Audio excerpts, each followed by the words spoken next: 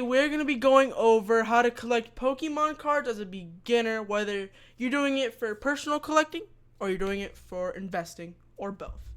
But without further ado, let's get into the video. So the easiest and cheapest way to collect Pokemon cards is singles. You can find single Pokemon cards from tcgplayer.com or your local card shop if you have one nearby. But why is this cheaper than buying regular boxes, you may ask? So the reason why buying single cards is more efficient than buying, let's say, a booster bundle is because you are guaranteed to get it.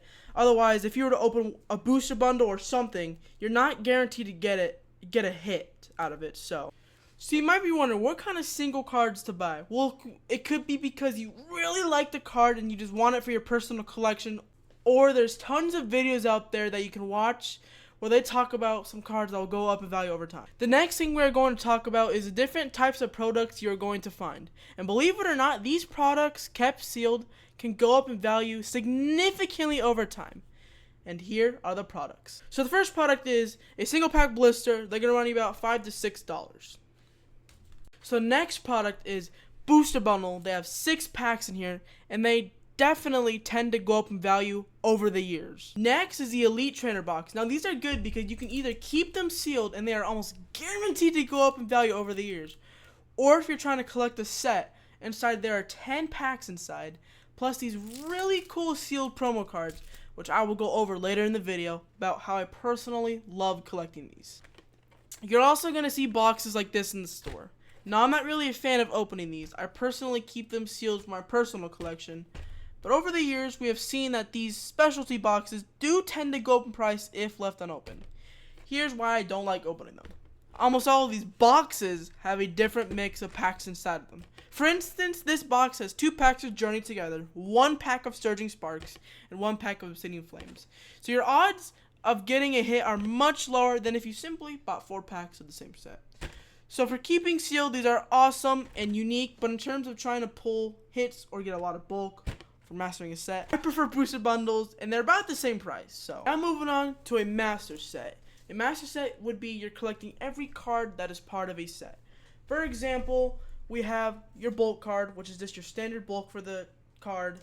Your reverse holo, as you can see, there's a little bit kind of like shine down here and like cool little energy pattern. We also have your holo, which not much holo on like in the middle, but more so on like the edges right here.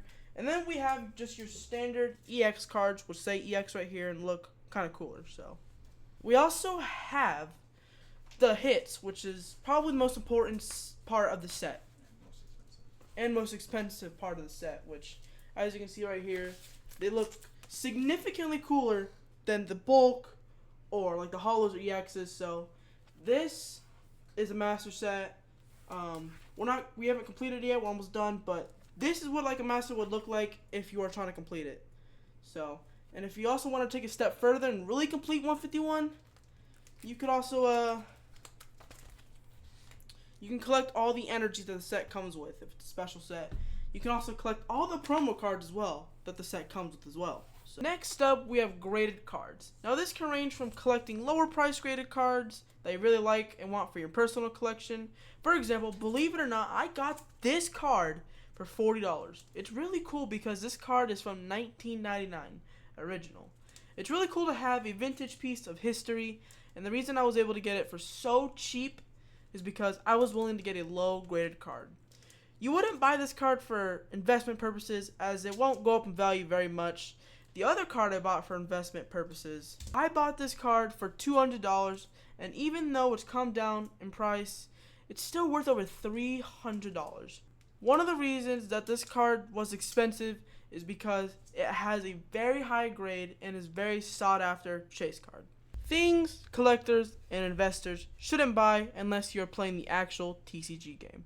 The first thing collectors or investors shouldn't buy are the battle decks, as these don't have any packs inside and just have regular cards that are playable, plus other things to play the game. So these aren't really something to collect, and these are definitely not something to open if you're trying to pull hits. Hope you really enjoyed this video and found it helpful. If you did, be sure to drop a like and subscribe, and join us for our live streams every 2 weeks where we do pack openings, games, and giveaways, and so much more. I'll see you on the next one.